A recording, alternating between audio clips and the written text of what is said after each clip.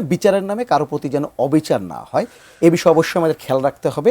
একটু বিলম্ব হোক, তবু অন্যায়কারী যেন সঠিক বিচার হয়। এইটা বলেছে। এটা কি বার্তাটা কি দিচ্ছে তাহলে? না, বিষয়টা মানে আমার বার্তাটা মানে বিচার কি তাহলে বিলম্ব হওয়ার কোনো সুযোগ আছে কি? না, ধরেন ইন্টারপ্রিটেশন দেওয়া, প্রধানমন্ত্রী তার বক্তব্য আমরা ইন্টারপ্রিটেশন দিতে চাই না, আমরা তার পজিটিভ নেগেটিভ আলোচনা করতে পারি। এখন ধরেন তিনি যেটা বলেছেন সবার ঐক্য দরকার।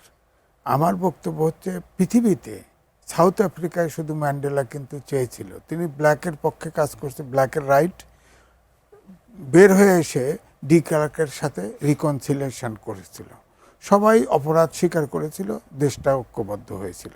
কিন্তু এখন সাউথ আফ্রিকা সেই জায়গা নাই, কারণ তাদের তাত্ত্বিক বা আদর্শিক পার্থক্য ছিল। এখন ঐক্য যে তিনি করতে চান, আমার কথা হলো দেশ এবং জাতির ইস্যুগুলি, জাতীয় ইস্যুগুলিতে ঐক্য দরকার। কিন্তু আপনি ধরেন ডান বাম মধ্যপন্থী সবার রাজনীতিতে কেউ বিসর্জন দিতে পারবে না। সুতরাং এই ঐক্য যদি চান যে আপনি জামাতের সাথে ঐক্য করবেন, বামপন্থীদের ঐক্য সব একাকার হয়ে যাবে, তাহলে তো বহুদল দরকার নাই। বহুদল তো নীতি আদর্শ আলাদা, তারা তো এক হবে না। তো এখন যেটা হচ্ছে যে ধরেন আমার কথা হচ্ছে যে অপরাধের সাবাকে ধরেন আপনি দেখেন 6 তারিখে, অগাস্টের 6 তারিখে, 8 তারিখে সরকার গঠন হলো, 6 তারিখে কিন্তু পল্টনে একটা সভা হয়েছিল, সেখানে বেগম খালেদা জিয়া হুইল চেয়ারে গিয়ে বক্তব্য দিয়েছিল। তিনি কিন্তু সেদিন বলেছিল প্রতিশোধ নয়, সবাইকে ঐক্যবদ্ধ একসাথে কাজ করতে হবে। তিনি কিন্তু মিত্রযাত্রী বলা যায়, তারপরেও তিনি কথা বলেন নাই। তারপরে ধরেন তিনি যখন প্রধানমন্ত্রী এর আগে ছিলেন, জিয়াউর রহমান যখন নিহত হলো, তখনও কিন্তু অনেকেই অভিযোগ করেছে তার স্বামীর বিচার চায় না, তার বিচার করে না, ইত্যাদি ইত্যাদি। তো এটা হচ্ছে তারেক রহমান হয়তো সেইভাবে সেই কারণেই হয়তো প্রধানমন্ত্রী হিসেবে বলেছে, কিন্তু বাস্তবতা কথা হচ্ছে অপরাধীর বিচার করতে হবে, এ জায়গা তো মাফ করা যাবে না। সেটা বলেছেন, অপরাধী তাদের বিচার হবে, হ্যাঁ বিচার করতে হবে। তিনি চীন সফর গেছেন, হ্যাঁ এআই চালু করে দিছে, আমরা বুঝতে পারিনি, কিন্তু কাজ করতেছে। তো হয়তো আমাদের রাস্তাঘাট সরু, এটা প্রপারলি ওয়ার্ক করতেছে না, একসময় তো করতে পারে, তাই না? তারপরে ধরেন এখন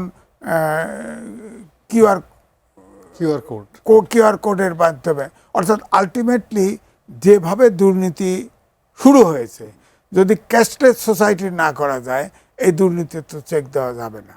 যদি ওই জায়গা চলে যায়, দেশ চলে যাওয়ার সময় পায় উনি, তাহলে আমার মনে হতে পারে। তবে উনি কিন্তু নীরবে, আমার কাছে মনে হচ্ছে নীরবে কাজ করতেছেন। কিন্তু আমার কাছে কিন্তু এটা ঠিক রনিবার সাথে একমত, মনে হয় সব জায়গায় নিয়ন্ত্রণ ওনার নাই। উনি চান একটা, করেন একটা, অর্থাৎ মেসি গোল করতে পারবে না, মেসির টিম লাগবে, রাইট? মেসির টিম লাগবে, উনি একা চাইলে তো হবে না। এটা বহু উদাহরণ দেওয়া যায়, হয়তো সমালোচনা তো অনেকে সহ্য করতে পারে না। ধরেন উনি যা ময়মনসিংহে যা বক্তৃতা দিলেন, এখানে নজরুল ভিজিট করে গেছে, এটা হলো বলেন? কেউ তো ওনাকে ওটা তুলে ধরছে, তাই না? বলে দিছে না। তারপরে বলছে যে ইপিজেড যেখানে নাই সেখানে বলে দিছে যে এখানে আমরা সরকারে গেলে ইপিজেড করবো। ইপিজেড তো আলোচনা হচ্ছে, তার বক্তব্য লিখে দেয় কে? হ্যাঁ, প্রশ্ন হচ্ছে আমার কথা হলো এই জায়গা তো রুটলেস হতে হবে। যাকে মিসগাইড করলো, যার মুখে তুলে দিল, কিন্তু এটা বলেন তো দেখি, চীনে এত ভূগোলিক চক্করের মধ্যে আমরা আছি, তাই না? ধরেন আমরা যুক্তরাষ্ট্রের সাথে বাণিজ্য চুক্তি করেছি, ভারতের সাথে টানাপোড়েন, ওই আপনার অন্তর্বর্তীকালীন সরকারের সময় যে জিনিসগুলো বন্ধ ছিল সেগুলো এখনো বন্ধ আছে, শুধু ভিসাটা ছেড়ে দিছে।